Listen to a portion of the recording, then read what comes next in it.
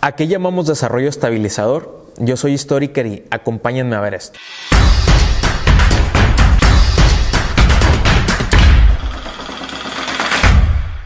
Después de la sustitución de importaciones que se echó a andar en nuestro país entre el 40 y el 46, y toda la riqueza que se produjo, los avances y los beneficios en la industrialización y la generación de empleos, pues en México empezó a ponerse sobre la mesa o en el debate qué otra acción tenía que llevarse a cabo pues para poder sostener esto. Voy a poner un ejemplo muy práctico. Imaginen ustedes que en la sustitución de importaciones todo el país se subió al avión. Gracias a la industrialización el avión empezó a caminar. ¿De acuerdo? Y cuando se empezaron a ver los beneficios de esta sustitución de importaciones, donde empezamos a fabricar y a producir a Estados Unidos y empezamos a exportar y a vender a otros países, el avión despegó. Pero el avión no puede subir toda la vida. Llega un momento donde tiene que estabilizarse para poder llegar a su destino. Entonces, la otra etapa del milagro mexicano es justamente esa, la del desarrollo estabilizador. Es decir, todas aquellas estrategias o acciones o medidas que tomó el gobierno en materia política y económica para poder sostener la riqueza y el crecimiento que se había generado gracias a la sustitución de importaciones. Entonces, el desarrollo estabilizador básicamente fue mantener lo mismo, que la industrialización continuara, que la mano de obra estuviera especializada, las ciudades siguieron recibiendo migrantes, el campo es cuando en esta época, a mediados de los 40 y hacia los 50, prácticamente queda olvidado.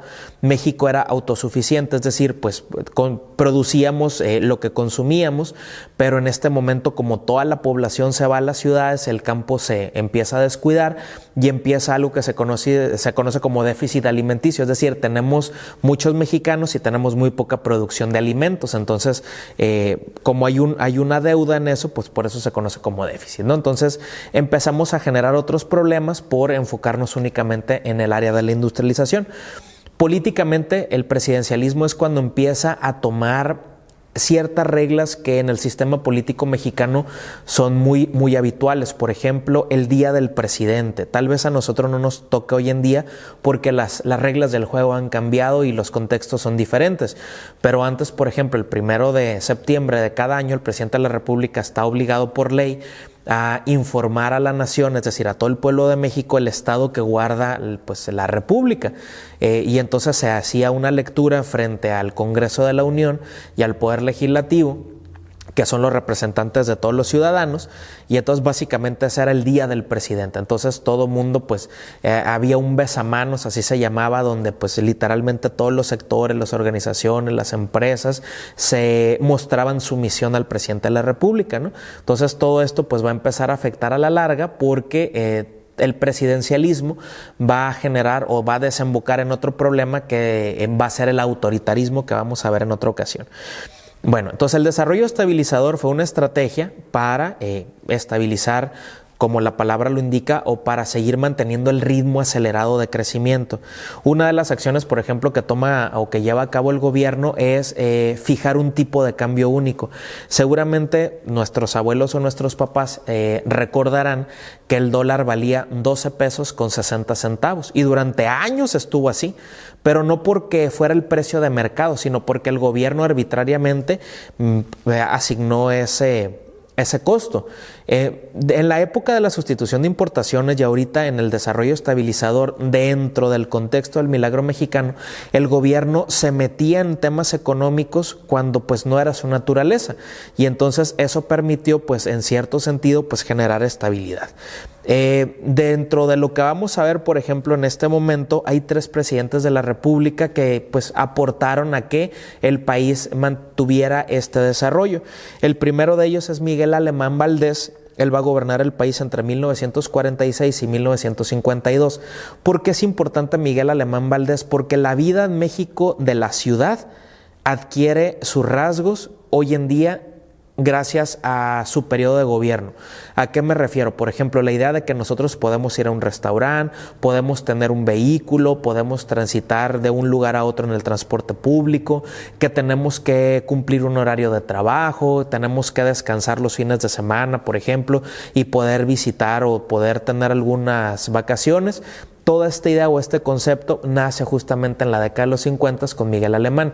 También es importante él porque es el primer civil que toma las riendas del país. De Manuel Ávila Camacho hacia atrás, todos o la gran mayoría habían sido militares. Entonces, pues un militar tiene pues una mentalidad pues totalmente diferente a la que puede tener un civil. Y entonces llega la época de los licenciados, ¿de acuerdo? O sea, es un término genérico. Obviamente ha habido diferentes pues denominaciones o diferentes carreras, o puede ser que tengan o no tengan estudio, pero básicamente es la época de los licenciados o de los egresados o aquellas personas que tuvieron la oportunidad de ir a la universidad, ¿no? Entonces Miguel Alemán es la época, por ejemplo, en la que se establecen los casinos. Una de las acciones más importantes durante su periodo de gobierno fue la creación de Ciudad Universitaria de la Universidad Nacional Autónoma de México. Por ejemplo, el estadio universitario donde juegan los Pumas, por ejemplo, es creación o es proyección de este gobierno. Por ejemplo, hipódromos, salas de apuesta, etcétera, etcétera, pues más o menos es de este momento, ¿no? Muchos de los empresarios que hasta la actualidad pues son de renombre hicieron sus fortunas en este periodo, aprovechando pues las circunstancias que se estaban llevando a cabo, ¿no? El otro presidente al que le va a tocar también esto del desarrollo estabilizador es Adolfo Ruiz Cortines. Él va a gobernar el país entre 1952 y el 58. Literalmente, Adolfo Ruiz Cortines era un viejecito y entonces muchos analistas piensan que durante su sexenio empezaron a salirse las cosas de control y es donde el desarrollo estabilizador empezó como a mostrar algunas fallas o algunos baches, ¿no? Entonces digamos como que fue, si vamos en el avión, pues fue como la turbulencia en el avión, ¿no? Entonces fue como el movimiento, la sacudida. Se lograron hacer grandes cosas, sí. Una de las más importantes, por ejemplo, fue el reconocer el derecho a voto de las mujeres.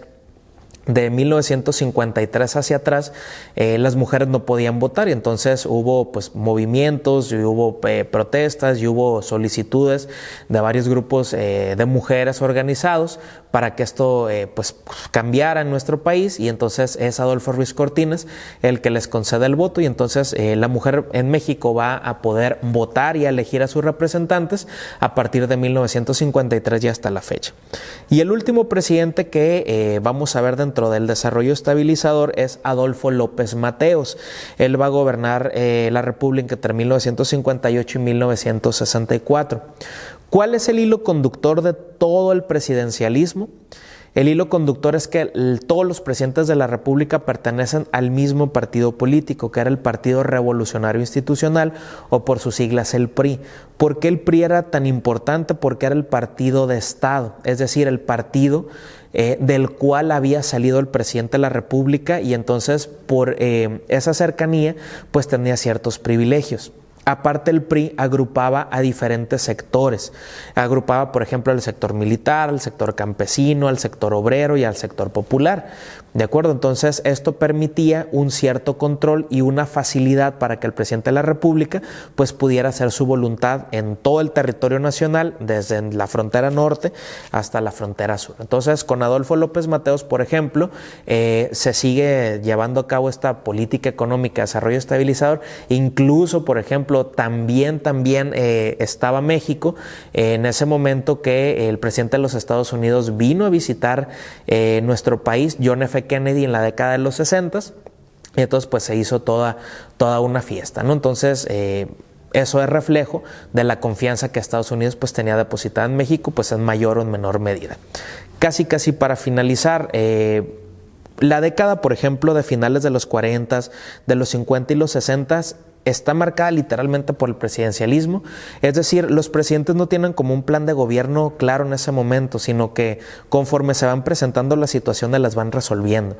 Por eso en las grandes urbes o en las grandes ciudades o zonas metropolitanas donde estaba la industrialización, se empiezan a generar problemas. Por ejemplo, las adicciones, el vandalismo, algún tipo de delincuencia, o la pobreza es más evidente porque al haber tanta gente, se demandan muchos servicios y entonces pues no se puede satisfacer todo al mismo tiempo, ¿no? Entonces sí se generó riqueza, pero al mismo tiempo se empezó también a generar o se continuó con el incremento de los pobres. Entonces no pensemos en un pobre pues el que está pidiendo dinero en la calle, sino aquel ciudadano pues que tiene algún tipo de carencia o que no tiene satisfecha alguna necesidad pues básica de la familia, ¿no? Entonces a eso nos referimos con presidencialismo, las decisiones tomadas por el presidente, y el desarrollo estabilizador, que pues trató de darle, o de, como comúnmente se dice, ¿no?, como de estirar la cobija lo más que se podía para que la gran mayoría de los mexicanos pues tuvieran un ingreso digno, un empleo, y pudiera,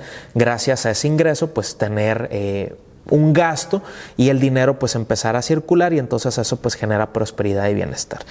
La pregunta sería entonces, ¿el desarrollo estabilizador nos benefició? ¿El presidencialismo es correcto o incorrecto? ¿Podemos aplicarlo hoy en nuestros días? ¿Ustedes qué opinan? Hasta la próxima.